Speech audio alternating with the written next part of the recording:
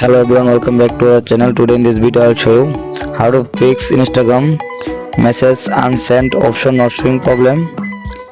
Okay, let's get started. First, go to Google Play Store, tap on search bar, search for Instagram. Now tap on Instagram and check update your Instagram app. My Instagram app already update showing.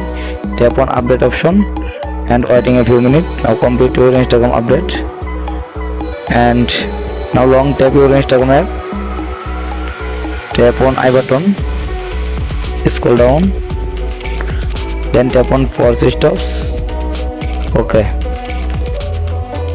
now click on storage, click on clear cache, click on clear data, delete. Okay, back, and now tap on permission option and first to last allow all permission.